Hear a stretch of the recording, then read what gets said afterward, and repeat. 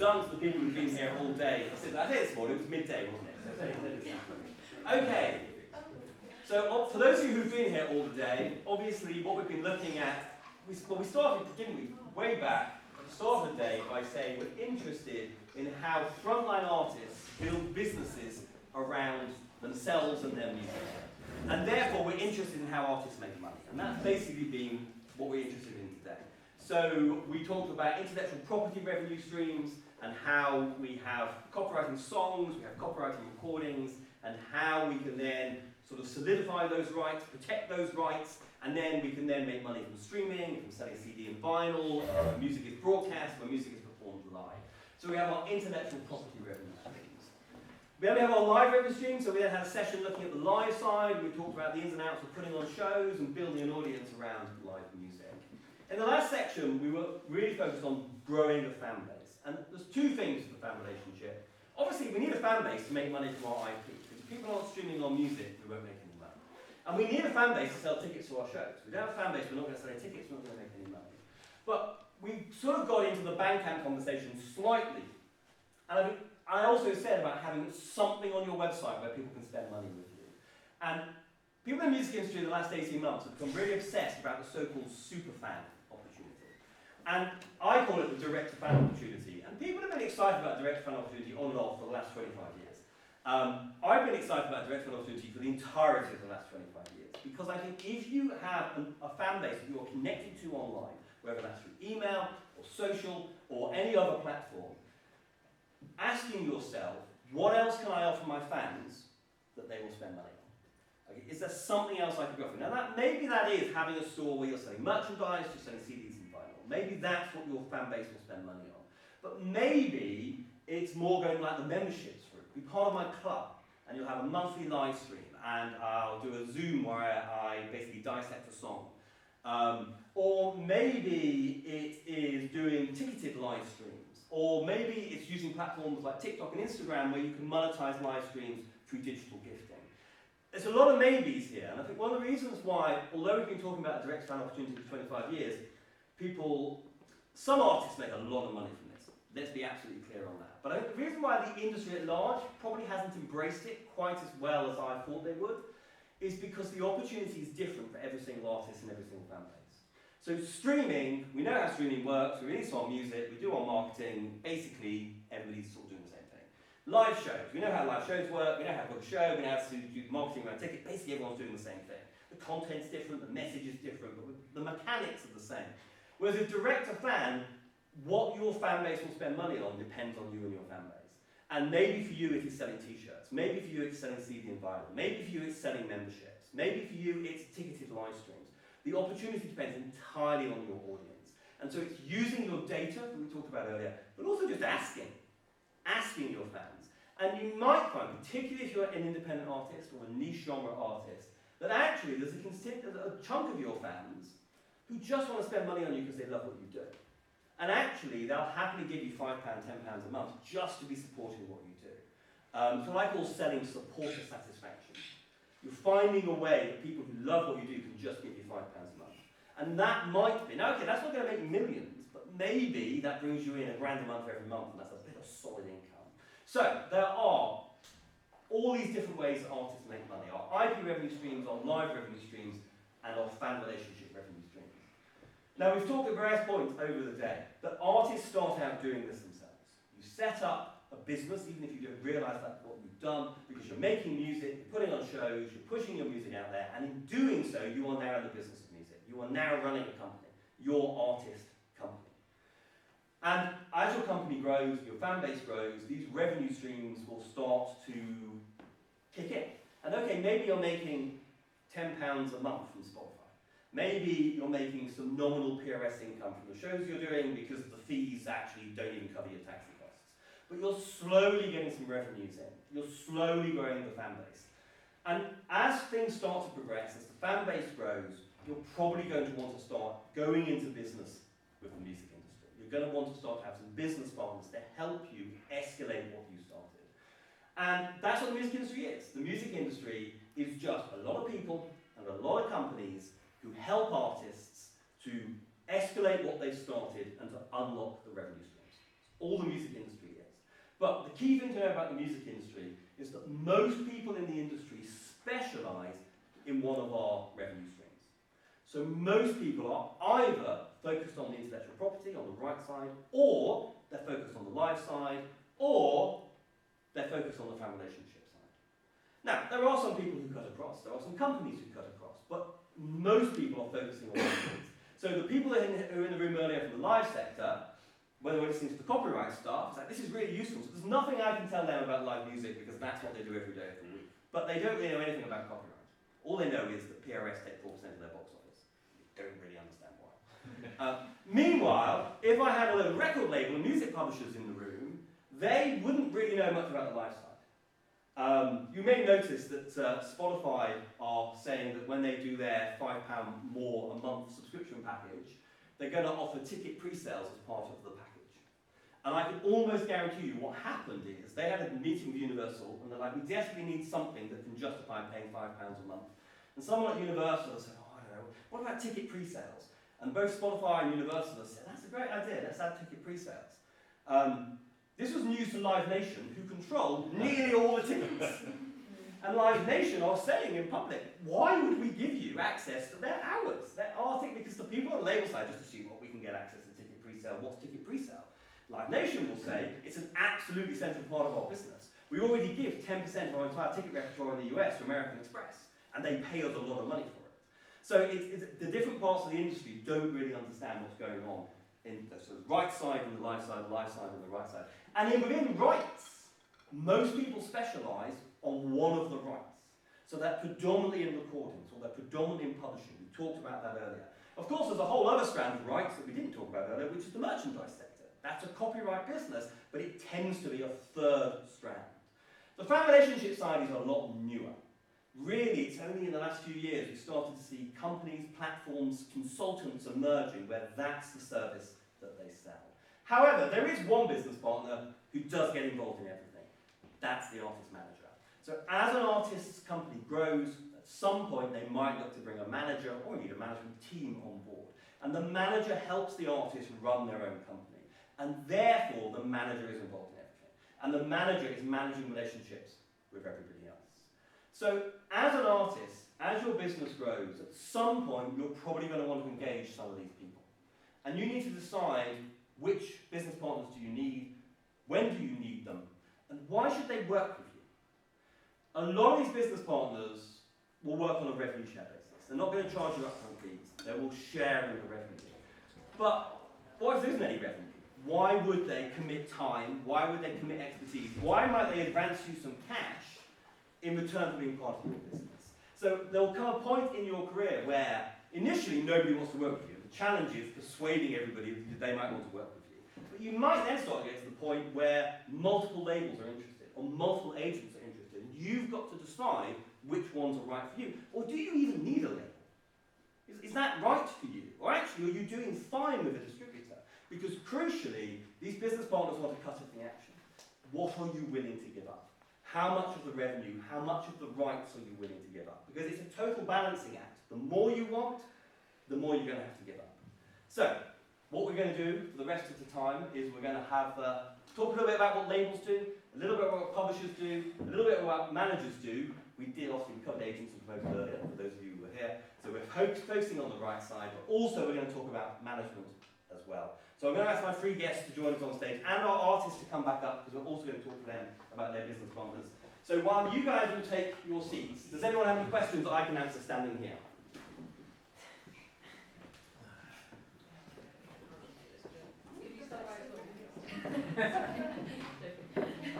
Well, I can give you a link to where you can get written versions of everything I've said today. So if you want any of the slides I've presented here today, the CMU slides, there are also web pages that go through pretty much everything I've said today. There's something on the CMU library website that says it. So you can go, I'll leave that up there, you can grab that and download the slides and everything you miss. Okay, let's get obviously we're very tight on time because I've done a really bad job of timekeeping today. So let's get 30-second introductions from our new guests, who all know who our artists are, but let's get 30-second introductions, just who you are and the company that you work for. 30 seconds. I come from the record business, the record label side. I used to run Warner Brothers Records label up to about 25 years ago, set up an independent label, and 30 seconds later he's got through publishing and sync. And so I sort of do a bit of everything now. I left Warner 25 years ago, and the internet slowed things down somewhat, but the records stopped selling completely, so I sort of had to reinvent myself somewhere along the way. And now everything's fine again, thanks to streaming. So I guess you're very much on the right side, but crucially, whereas I was saying it's either recordings or it's publishing, you are one of the people who very much cuts across all of the rights. Okay. I'm Sarah, I'm from Centric Music, who are a publisher based in Liverpool, with offices in London as well. And I'm a client manager, so I look after our clients on the managed side, maybe artists can have advances or longer term deals, and just make sure that they are happy basically, and that they're getting paid, their rights and all their tracks are registered properly. And yeah, just adding value to the tracks that we have and the artists that we represent. And we'll come to Suzanne next. Hi everyone, my name is Suzanne Doyle, I'm Irish, and I'm 38 years in this insane industry, and it is a scary time, I think, for artists because it's hard to make money. However, it gets under your skin, and the magic moments like coming to a weekend like this, you're stuck back in again. So at the moment I manage only one artist, and I'm a music consultant, so I consult with other artists trying to help with strategy around their releases. I have worn various hats over the years. I was, I suppose, representing independent labels at MTV Europe, when MTV Europe was the Spotify of its day, and I booked music for telly in Ireland. But since COVID, that's just gone, so I just have to keep reinventing myself. Fantastic. Okay. So I guess there's a number of things we want to touch on with all of you on. So first of all, let's talk about labels, publishers, management, and what role they play. Maybe we'll say a little bit about the deals, and then a little bit about how artists find a label or a publisher or a manager. So let's start with the label.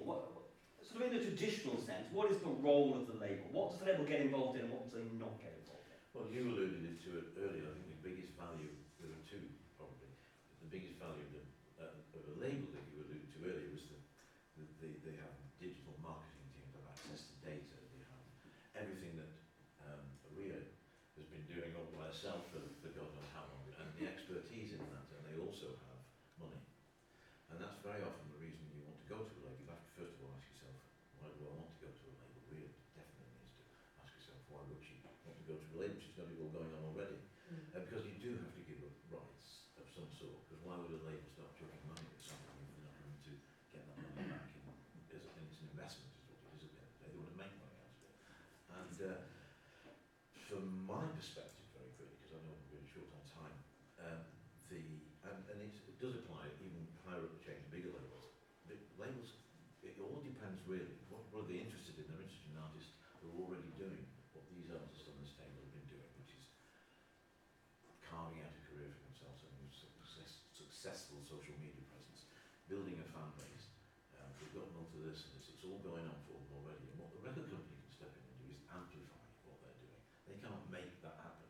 It has to be the artist that makes the right records, engages with some fans, builds a fan base, gets to a certain point where I can come in, or Universal would do a far bigger job, and come in and amplify that by working in all of these different areas that they're working, but with teams and with staff and with expertise really, and money.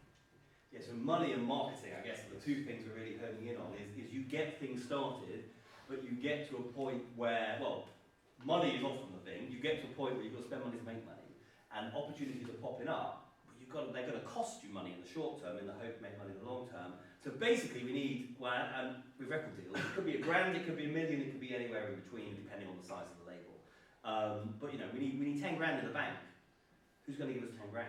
The bank ain't going to give you 10 grand. So maybe a label will advance in this. And advance is not free money. They're going to take that out of the royalties hopefully you're going to earn. But they've added some cash, so now we can escalate things. But also there's the marketing thing. We're getting some traction in the UK. It seems to be working. Our Spotify data suggests we also have a Latin American audience. But how the hell do we capitalise on that? Oh, our label has a team in Brazil. Yeah. And so, yeah, those two things could really, really escalate what's happening. But in exchange for that, you're giving away some rights. And at the end of the day, I manage artists as well. I do a bit of everything, so I see it from both sides. And people will say, the old days of perpetuity record deals, where the record company would own forever, and I own some stuff from 25 years ago, sorry, forever. Well, thank God I do, because I will sell that business at some point soon. And if I didn't own it forever, I wouldn't be able to. So there is, you know, there's two sides to every argument here. But what are you giving up at the end of it? I mean, perpetuity, forget that. But you know, you've got to give a period of time for the record company to get its money back. And the way that you get your money back nowadays isn't through, like it was in the 90s, selling a few CDs and all getting rich. It's little increments every month, a bit of Spotify every month. If you've got a number of artists, that will, for me, all adds up to kind of an all right amount.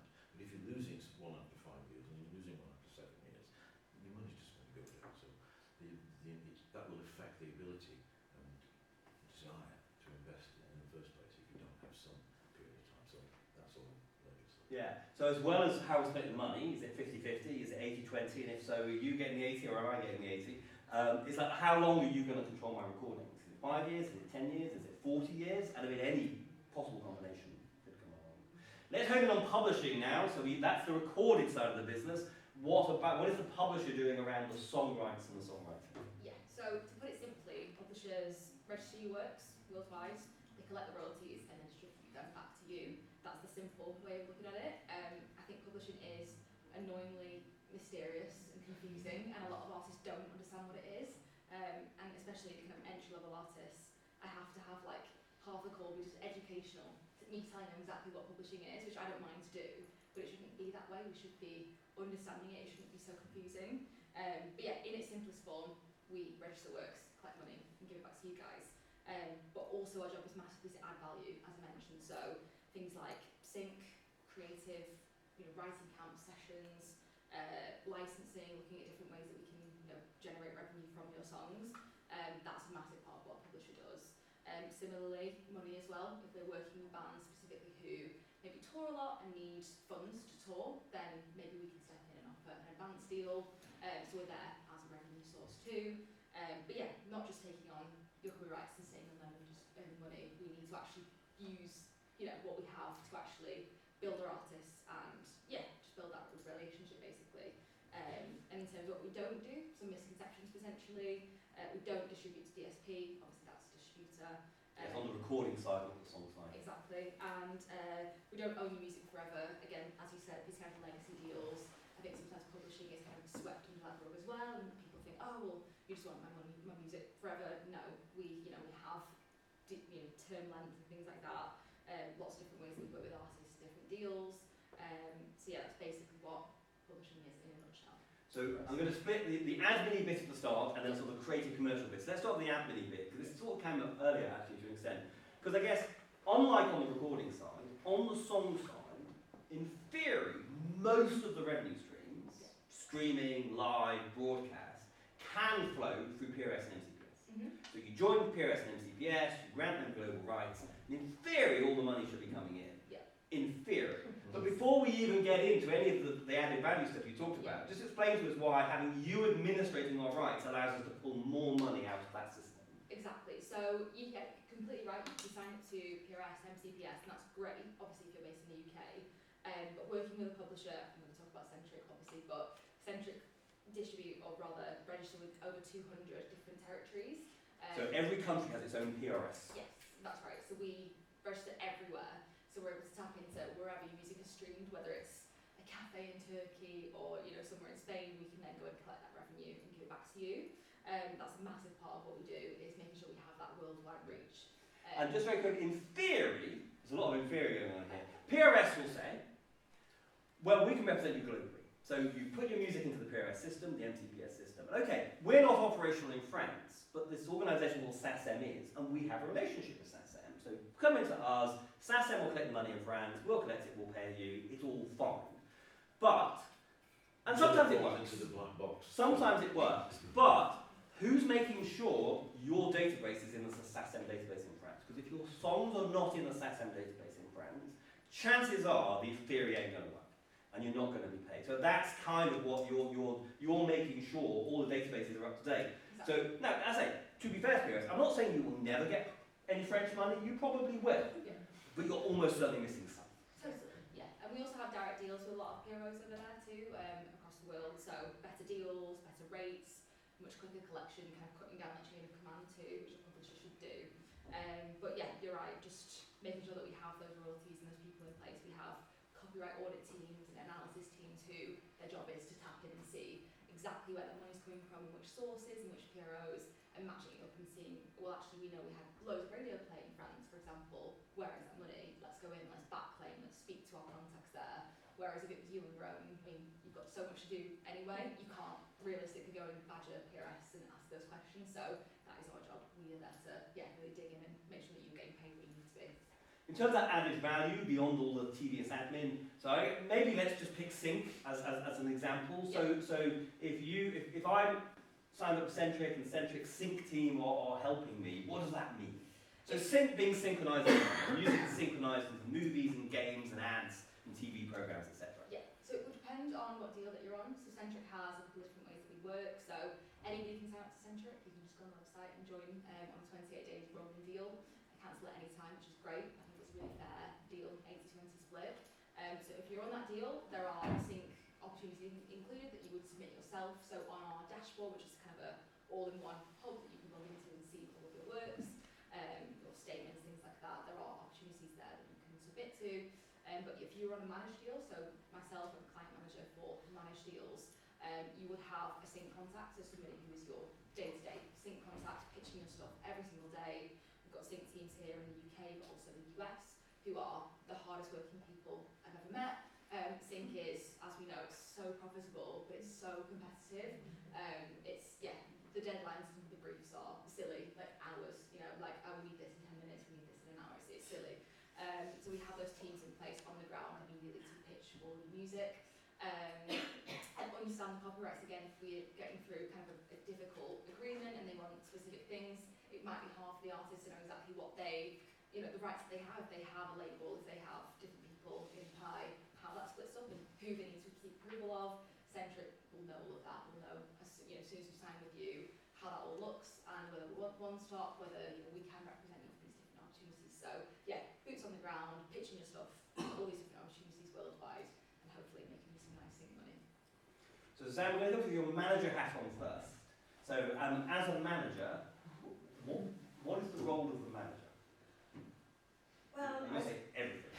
where do I begin? I mean, for me, the management is, it's almost like a marriage. I know that sounds insane, but you really have to believe in your artist and have their back so that they can be the most creative and write the best music, because ultimately it's down to the song, the music.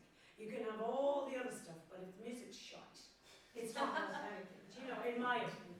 And for me, the management structure is problematic nowadays because of the technology revolution. And there are a lot of different theories. The MMF, who are doing incredible work at the moment here in the UK and beyond, are trying to figure out new ways. So the old school model was the artist would share the revenue 20%, with the manager, and the manager would have the back, working with the lawyer or the accountant or bringing in the other team members, be it labels or publishers or live agents or whatever. So for me, I never really wanted to do management, and I still don't know what I'm doing, because it's heartbreaking. It's really hard. And so for me, the artist that I'm working with, I'm only really doing it because I think she's a hard-working, talented, brilliant person. I won't do it with just anyone. And equally, with the management consultancy, which is a different thing, I would be really, really, really careful who I'm going to align with. Because I've worked for 38 years, I have great reputation, and I'm not just going to work with anyone. And I expect my artists to work equally as hard as I do. So I don't have a happy story of what management is. And by the way, if you're not doing what these brilliant people are doing, managing yourself, you don't need a manager until you're so busy that you can't actually keep up with writing incredible songs.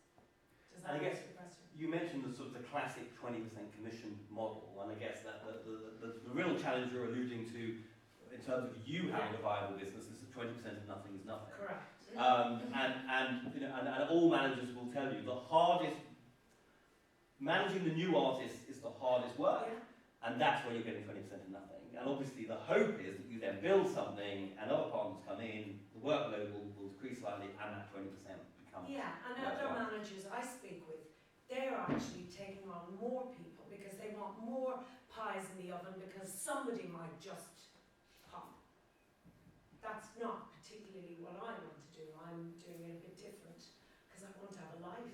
You mentioned the work the OMS is doing, and I think it is that 20% commission model is very much in flux because what managers will tell you is their workload is increasing. Because, for example, these platforms. Yeah. but for example, it used to be the record deal, you did a record deal, the label now owns the copyright on those recordings for your next 4 albums for the next 70 years. They're in charge of recordings, and if it worked, brilliant, and if it didn't, it was all horrible, but whatever. But Sounds crazy. in return for owning the rights and 82% of all the income, they did all the marketing. All the marketing around the release, all the recording, all the studio stuff, it was all driven by the label. And this is an era where marketing was something you did. Lots of marketing for 12 weeks and then you didn't do any more for 2 years and lots of weeks. So that was how it worked. Whereas obviously now, well, first of all, you need to do the marketing on an ongoing basis. But secondly, there's more flexibility with the label. You can say to the label, well, I only want to give you 10 years and I want to do it on a 50-50 split, but I recognise you need to do less work, you need to do less marketing, I'll do the digital marketing, blah, blah, blah. Great, you've got a much more favourable deal with the label, brilliant. But if you're managed, what that actually probably now means is, now my manager's going to do the marketing. My manager's going to do all the digital stuff. And so that's where managers are now having to start to say, well, hang on a second, I'm happy to do that. I'm happy to bring in a colleague to do the marketing, but we now need a different deal. Yeah. We need to have a deal around your recordings, maybe that's a 50-50 split, and so this is the conversation that's going on. But obviously, if you look at it from the artist side, it's like, why is everyone wanting a bigger slice of the pie? So it's this constant conversation of what works. And what's brilliant about now is all deals are in flux. Everything's up for negotiation. What's annoying about now is all deals are in flux. So everything's a negotiation. And it was, you know, the old record deals weren't particularly artist friendly, but basically if you're signing to a major, it was a take it, unless you were a superstar, it was a take it or leave it deal. So but I guess it's understanding what these business partners do, the terms on which they work, and then you working out what's right for you. Now the good news is once you've got management sorted, now it's a double act working out what's right for you. Because that's one, when it comes to choosing a label, choosing a publisher, choosing an agent, once you're on board, that will be part of your role. Yeah, and I suppose one of the big things that a manager can bring is a little black book. If they have been around, and they will know, especially if you've been working globally, as I have, you know, you'll be able to, you know, you have a conversation, you're like, breakfast, oh, Australia, oh yeah, I live there, I work with the label there, you know, I can, if you're still in music, this amount of time, and the people are still there, you can open doors. And for you guys, it is very overwhelming, because where do you begin? And I think small, perfectly formed, little tiny targeted, you know, goals, and celebrate the wins, because it's really hard, you know, but I think if you find the right manager, and I kind of believe with a manager or an agent, they kind of need to find you. You make enough noise with your great music, they will find you. You know, I personally, banging on doors, be my manager, be my manager, be my, you know, I don't think that works. I think they have to smell you out and hear and feel the buzz. And the golden rule, I think, is that they hear your name from a few different areas. So you do have to kind of do the work, like what you were saying, all these different things, the mailing list, exactly what you're saying. You know, we all have to go against our comfort zone, and it is hard, a lot of work, and you're in it for the long haul. You know, slowly, slow and steady. In a moment, we're going to have final questions from you guys, but before we do that, I'm just going to ask each of our artists. So let's focus in on what you're both working with distributors on your recordings.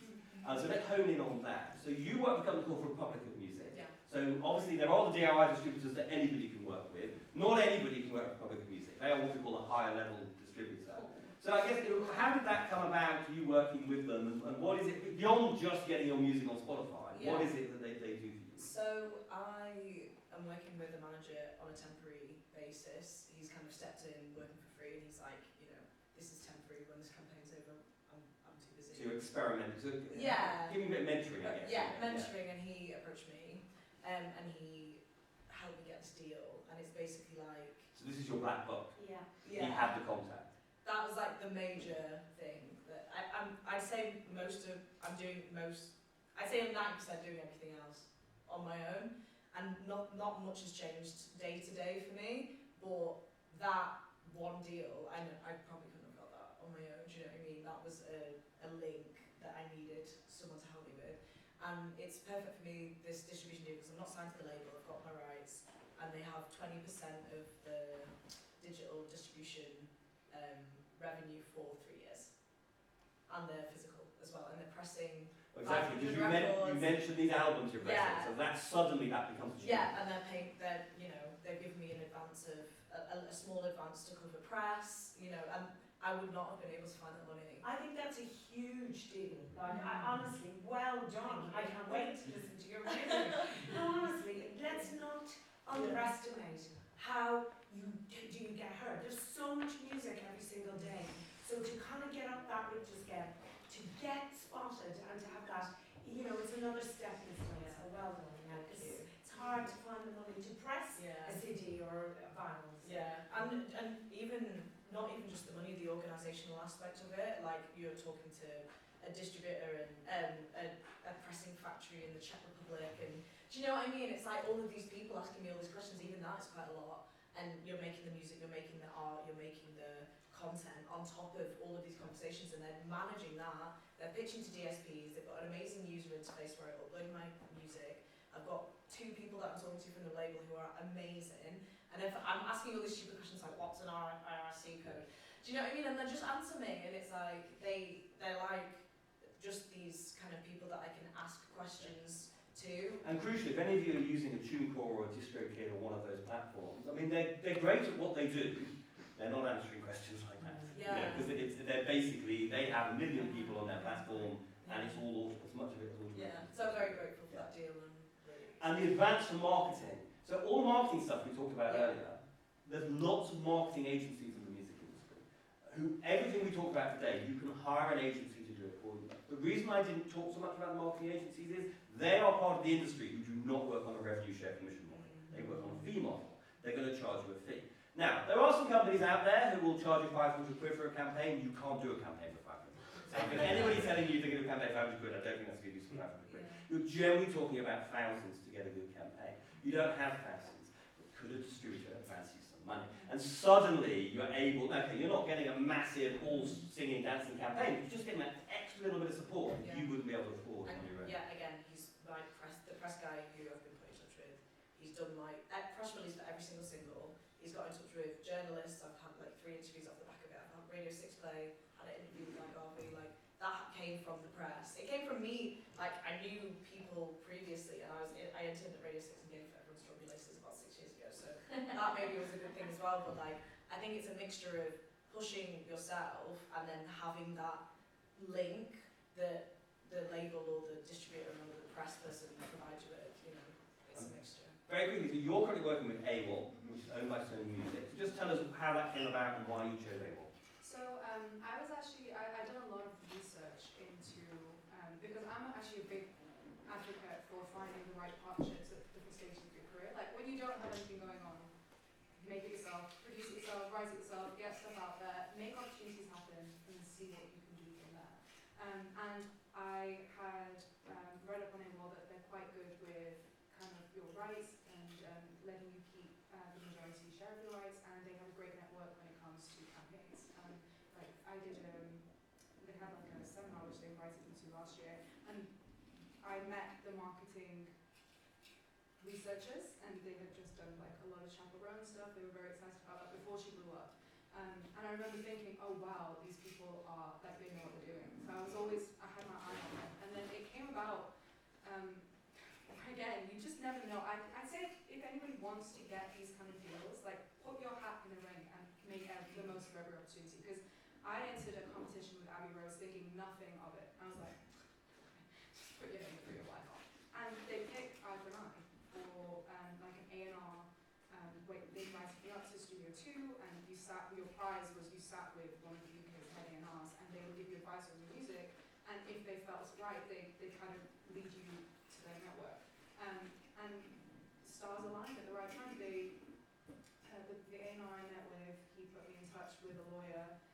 one thing led to another, and I was going to Mumbai, well, I was going to India, Delhi to shoot music videos for my own stuff, and I had meetings arranged in Delhi, and because a lot of my fan base as well is in India, so I see a lot of my engaged core fans in India. Of course, it's such an exciting market right now. My music is predominantly pop, but I always bring in my influences of Bollywood. I've grown up on Bollywood, classically trained in singing, so the classical thing comes in. And I think it's just about finding and aligning yourself with the opportunities. Like it made sense. They offered to put me in touch with, they set up a meeting with somebody in Mumbai.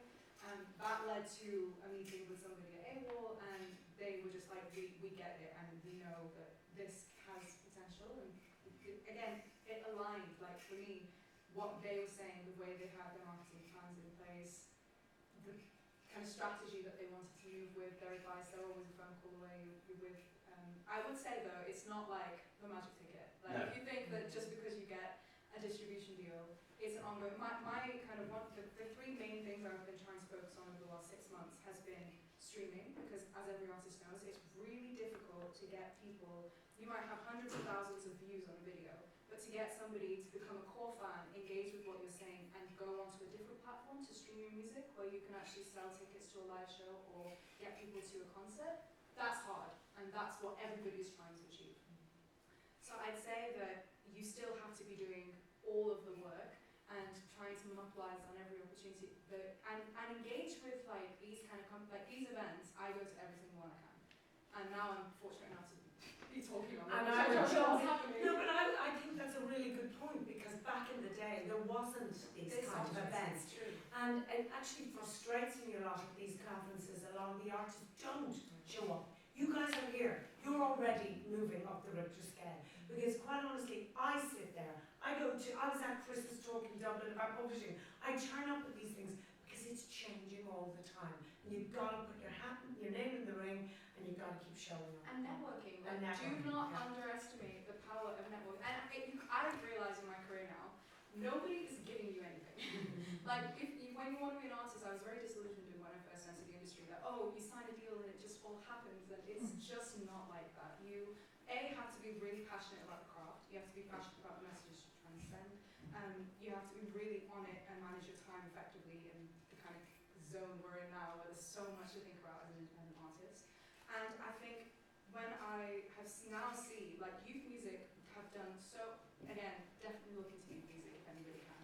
They sent me to the Brits after party this year, and that networking opportunity was insane, because the entire industry was just under one roof.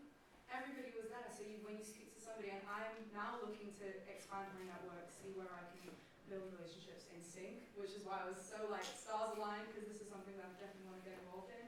Sync, PR, marketing, so all the major labels marketing people are in that room, and it's the same with these kind of spaces. Like all of your connections and your opportunities are like next to your next door, left, right, they're right there. I think it's just about being fearless, tapping into the opportunity, and I carry little press kits, but be bold, like show your work where you can.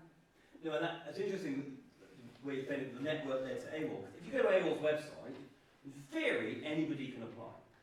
And there was a period in AWOL's history where they were taking quite a lot of people through that process. They were sort of tune call, but a little bit higher up.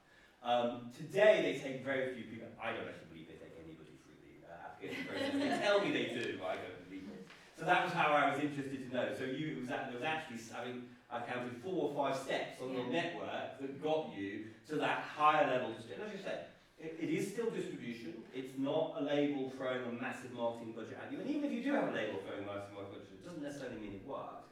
But it is just a little bit more active pitching of the music beyond just delivering to Spotify. And it's those questions that they can answer. I am aware it was sort of out of time, but does anybody have any quick questions to ask for any of our panelists who are here? And we're going to come back to you all for a top tip to leave with, so you can be just thinking of that. Does anyone have any questions for anybody on the panel, or indeed anything that I've said here today? Now is the time to ask. They're exhausted. Sitting here all. Ask me a question. I'm Gary McClellan, I'm from the MF. Oh, hello. I'm interested in whether other people want to know exactly what it costs to get going. And there are examples of doing it, because I think there's a misunderstanding sometimes of the real cost, out-of-pocket cost, not time, We know it takes a lot of time, but certainly getting to a point where you As the manager, like, you mean? as an artist, or as Okay, as an managing artist as well. on, Yeah, yeah, on that, because I think there's an assumption it's all the tools are there and they're cheap. Sorry, what? So do you mean how much it costs, say, to put out a first album? No. Get to a point where you feel like you can make a living out of what you're doing. What does it cost to get to that point? Because I know from an MMF, I consult for MMF as well, from an MMF perspective, because it's the last thing I'm going to say where it looks like I'm dissing labels, because I'm not. I think labels are really important business partners. But sometimes the major labels will talk up their A&R investment, and they'll say, we're really important because we invest in new talent, we advance 50 grand to this artist, and we provide a 200 grand recording budget, 200 grand. So we invested £350,000 in this artist, we are the investor. And I think the MMF's position is, well, that investment is really important, brilliant. But the artist and manager between them had spent £500,000 to get this, or all the other people involved, the promoter who took it on the show, the agent who worked for them, the commission for, between them, actually, they've probably spent more than the label. And obviously, the answer to your question, I assume, is it depends. I think it depends, but there's, sorry to comment rather than ask a question, but I did a deal with Pias before they were bought by Universal for one of my clients, who was emerging, and we were 120,000 into spending prior to the first album. That wasn't a compromise before Kenny at Pias realised that not enough artists were making money, had to sell the company, or not enough labels within making money. But we sat there having a conversation about stats and metrics rather than about creativity. At the point they spent 100,000, and they were reticent to keep spending based on the metrics, and we haven't even released the album, so how could we have created the Oh my metrics? God. So I'm sharing it. No. We've gone on to do incredibly well, but we took the commitment ourselves. But I'm saying that the reality of doing deals requires you to understand what the position of the investor is, being the label or whatever, and that whether they are having problems making it sustainable for themselves, or just taking market share and they're taking you on to add to their Well, you numbers. see, I would go back down to the basics. For me, I'm so into the DIY direct to fan. I'm very cottage industry about it. I have worked with artists who have been signed to mega labels and they're hugely successful. That's not who I am and what I'm doing as a manager. I would be saying to an artist, and this is really, you gotta kind of put food on the table and pay your bills. The music will not do that. Sorry, it's just not going to do it. So I think aligning and finding a skill that complements it, like digital marketing or producing or whatever it might be, teaching. That's what Lorraine Nash, who I'm managing. So she can teach online. She can do, she can do lots of things that funds her. And then she can do her craft. So I can't put a I figure suppose on that's the answer I'm looking for, that teaching is the most common way Yeah, of supporting workshops. income whilst you're developing. Yeah. And it's not clear that that's okay to a Well, lot of artists, because you should be And I'm just focusing really on your glad career. that you said that because I I did say that in the first. because I do believe it's a bit of an elephant in the room. Yeah. I really do, because the old school model and now this new and definitely some of my peers are not saying it out. It makes me very unpopular because I have my own theories for independent artists, which I won't share now, but I truly do think it depends on the artist, whether they have, even family. Like you both said, your moms help you. Yeah. But Imagine if you don't have that. Yeah. Yeah, some people don't. So you kind of have to define it around your life. And almost, I think that is like, okay, if success is a long-term sustainable living, isn't it? That's success. Doesn't matter how many millions of pounds you do or do not have. Success is a long-term sustainable career. So then it's like, well, what projects? Maybe I'll get to a point where, as a frontline artist, all my revenue streams, that's my long-term sustainable career. But plan B is really important because there's a very high chance that it won't be. So what else? And the other thing I would always big up is the wedding band and tribute act. Oh my God, I Is can't. how many artists actually that's what pays rent. And again, slight It was stigma. slagged off. Everyone who was slagged off in Ireland if you're in a wedding band. Well, it hones your craft. You're playing, you're reading a room, you're learning tips, you're getting on time, you're learning how to be professional, and you're banking some money to allow you to do and follow your dreams. So yeah, don't slag it off. Anything follows. Yeah. So the potential term is portfolio career. It's having enough projects across, and you know, hopefully most of those are creative, but some of them might be social media stuff, you know, visual stuff. Maybe some of you are photographers as well, and you can get a bit on the photography. And collabing with each other. So if you're really good at PR and you're really good at something else, then you can help each other and play to your strengths. I'm going to have to wrap up because I'm already way over time, but maybe we just come with some very quick last top tips from each of you, and then I'll see if I can then build on whatever you say. Well, we let the token mail speak. The token mail, just to follow on from what you said in your note to me, sync. I became a sync agent 10 years ago because I wasn't making any money. Now I make money out of sync. Because I've become a sync agent, and I go to LA, I go everywhere, I know everybody, I do that. The advice I'm going to give you, the top tip is, per your suggestion, is how do you get synced? How do you As an independent artist. As an independent artist, get a sync in Coronation Street, in a blockbuster movie, a Netflix series. How do you do that? How? You get a sync agent. You have to get a sync agent. You could be published, of course, but if you go and get signed to Sony, they've got 250 billion copyrights. The chances of getting a sync are extraordinarily difficult. If you go with a sync agent who's had a or eccentric, that's another option because my publishing site goes to eccentric. Fun.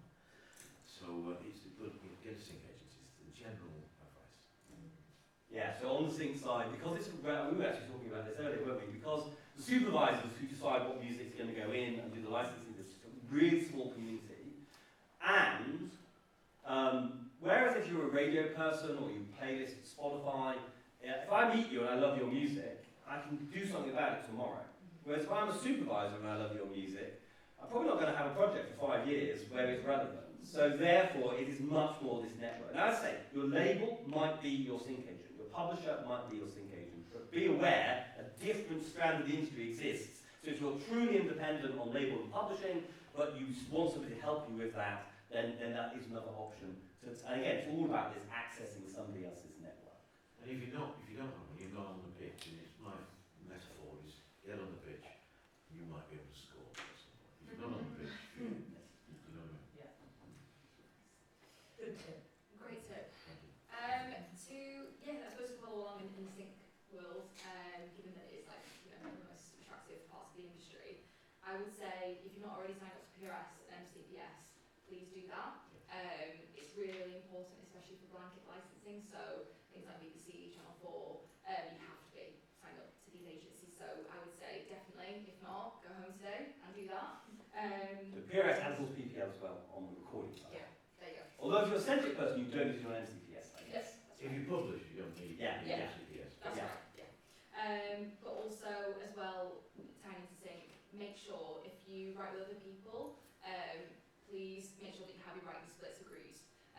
On the sync side, there's nothing worse than people saying, well, I kind of sat in the room with this person and they did contribute, but I don't know what percent they have or what I have, and it's like, no, we need to know. Please have a splits. It makes things super difficult, especially for publishing. If we have a track that goes into dispute and suddenly Universal say, oh, we represent these artists and they own 97%, and it's like, oh, okay, great. So yeah, just make sure that you guys are having agreements, whether verbal, ideally written down, emails are fine, but just have those in place so that if, say And do it when you write a song, don't leave Yeah, it till the exactly, that's right. So just be vigilant with that stuff because it's really important. So splits and data. So every time you collaborate on a copyright, agree how it's being split. If you split and what the percentages are, and then make sure your PRS. But don't just join PRS. Make sure PRS knows about every song you've written and what the splits are up to 100%. Yes, if you've got a publisher on board, they can help you with some of the admin, but just always having that. And just be clear, nobody likes having that conversation. But as I said earlier, if you don't have that conversation, you will lose money. Guaranteed, you will lose money. Okay. I would say a three-step process. First is identify what you want. So be really clear in exactly what you're trying to choose. So for me, for instance, this year it was. Where's my camera? It's okay, no, it's okay. The big mind. No, I'm not at all. I'll do this on this. Identify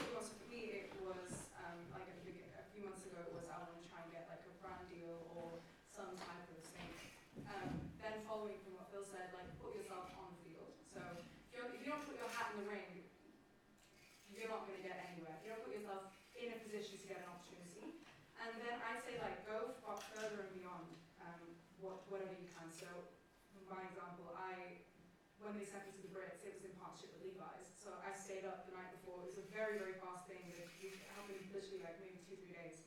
We were given notice. I went to Levi's. I tried on which outfit I was going to do. I planned everything to do with like what I was going to look like, how I was going to present myself.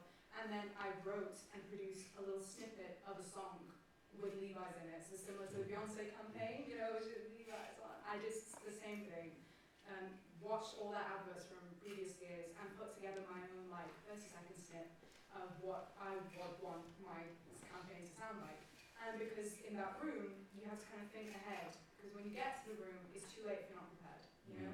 So if you have done the preparation, when I got into the room with Levi's, I was like, I'd love to speak with whoever is in the brand management team, and I know you have access. And she was like, of course, let me give you their email, let me get you in touch. So that, I feel like if you don't do the prep work, and you're not aware of what you actually want, like with the sync thing, as soon as I read that there was sync agents and sync people, I was like, sign me up tomorrow, I'm there, I'll stay from 9 till 9 p.m, no problem. But it's just putting yourself in the room where an opportunity is happening and being really like, and it won't happen that time, you know, like, I'm very well aware sync's hard, deals are hard, and it's the same thing, like I'm now with Factory Sound, another thing I would recommend artists in the room to look into, apply to things, because you don't know what you'll get. I applied to Factory Sounds last year, didn't get it, applied this year, got it, and now it's in partnership with Adidas, so trust timing. And the same thing, like I'm in the room now, and the first thing they ask me is, what would you like from this, you know, we get a mentor, what would you like? I would like the brand partnership with Adidas, and I'd like to speak with them, and they were like, no problem, here you go. So don't be afraid to ask for what you want, put the work in, make sure that you're ready for when the opportunity comes, because in my opinion, stars do align. I'm big on manifestation, I'm big on like, you can achieve it. If somebody else is doing it, if Beyonce's selling out Madison Square Garden, theoretically, you can too. Like, we're all humans, we can do it if we put our minds to it and work hard enough towards that goal. So yeah, I'd say be prepared, know what you want, and put yourself in a place where you can make opportunities happen. Yeah, everything she said. No, but I'm going to say something else. Because when I used to sit at these talks and hear and listen, and I've been doing it for nearly 4 decades, I'd be really overwhelmed, and I'd feel quite low leaving an event actually, because it all felt so huge, so overwhelming, and I'd just be like, I really was on a bit of a downer. So I'm just going to say, mind yourselves. You're here. It is hard. When you go home, you know, you might be a bit, and we do all have to go home. We have to try and live in this kind of nutty, crazy, tough world. So mind yourself, mind each other, and as you said, you know, it's not linear. If there was a route to market, 1, 2, 3, and he does a pretty good show of the route to market, but it's not linear. It doesn't work. What works for you, for me, for what it doesn't. So kind of you have to kind of weather the storm and go and trust and reach out and put yourself and work hard, but mind yourself, because it's hard and it is a marathon, not a sprint. Yeah. But it's great though. It is brilliant, or we wouldn't still be doing it. Yeah. No, I think definitely carrying on from that. Like, I really struggle with organising myself and bureaucracy and stuff like that, but the reason I signed up to PRS is because I was skint and I was like, oh, I can make money off these set lists. So, and I'm still trying to sign up with PPL, and I'm getting radio play and I'm missing out on money and stuff. So it's like, I think treating that as like almost like housekeeping rather than, God, I've got to do this thing. It's like, that's just, that will lead to passive income, do you know what I mean? So it's like getting your ducks in a row doesn't have to be this big, horrible, scary thing. And I think with the social media and stuff like you're saying, it can be really overwhelming, especially for people that are quite insular, and I think it's difficult to see your art as this thing you've got a brandish on your chest. I certainly feel like that, so I'm trying to engage with it in a way that is creative and that is like still true to you, but it doesn't feel like you're kind of, you know, putting yourself out there in a way that you wouldn't want to. I think you can treat it as art and as storytelling, like you were saying before. But yeah, I think I've got something for you, just exactly the same. Like I found in my career when I really honed down on what I want to say and what I want to be perceived as an artist, what really inspired me, and when I found my kind of branding, honestly, like when it came to musically, when when I was producing, I kind of had a clear vision that I wanted it to be pop with a little bit of Bollywood, with a little bit of opera, and like melding these different things. Once I started creating content and things that I would want to see online, I saw it resonate so much more than like a picture of me with a milkshake in travel test. Do you know what I mean? I feel like if you're authentic and you genuinely are engaged with what you're creating, whether that's musically, visually, how you present yourself, like you'll never see me outside without a girl or something that makes me feel like powerful. I think it's really important to, again, self-define like what makes you feel like you, what makes your music feel most authentic, because that ends up being your superpower, and that's what then other people and brands will align with that, and you'll find the right people to work with and the right kind of partnerships to have. So yeah, I think it's really important to make music and to make yourself as a brand exactly what you believe in, and exactly what you want to say. She's going to end up in Madison Square Garden. We're all visualising. Yes! Just before you wrap up, Yes. the point on PPL, Yes. which I think is important to communicate, which is, and the lady on my far right said she needs to join PPL, she gets some income. You know you need to join PPL twice. You need to join as a master owner as well, you know. Do you know that? You're joining us at what? Well, explain. Well, We did talk about, those who were here for the copyright session earlier, we did talk about how the performers get some PPL money and the labels get some PPL money. But if you're both the label and the performer, you're wearing two hats. You actually have to join PPL twice. Okay, I'm going to very quickly wrap up. We're way over time. Thank you to the team around for waiting. Last thing I would say is, I can give you the framework of the music industry. These guys can give you case studies and advice that they've done. But as Susanna alluded to, it's a case of taking the framework and then finding your path in that framework. And the one thing I would say is really valuable. You can do it through trial and error, but every artist is doing it through trial and error. So talk about it with other artists. What are they working with? What platforms are working for them? What business partners are they working with? What venues are they working with? The community of artists, sharing that information can be incredibly valuable. I can give you the framework, but what you can give is that platform worked for me, that platform didn't work for me, that was really good value, that ripped me off, and that's really, really valuable information. So quick plug, obviously Sandwich does lots of really great stuff all year round, so keep an eye on all the platforms they're doing. I should plug FAC as part of the partner in here. The Future Arts Coalition is a community of artists exchanging ideas. So if you go to the FAC's website, it's thefac.org, all the information is there. The last thing you should do is stay on top. The industry is constantly evolving. The basics actually often stay the same, but how, what's happening on streaming services, what's happening in the live space, what's happening around the whole direct-to-fan thing, what platforms are worth talking about. These things are constantly changing, so you should stay up to date on everything that's happening in the business of music. And the way to do that is to go to completemusicupdate.com, completemusicupdate.com, and sign up for our daily bulletin. We talk about it all the time. Thank you. Sorry we overran. That's really bad timekeeping on my time. Thank you so much for listening. Can we have a fantastic round of applause for our panel?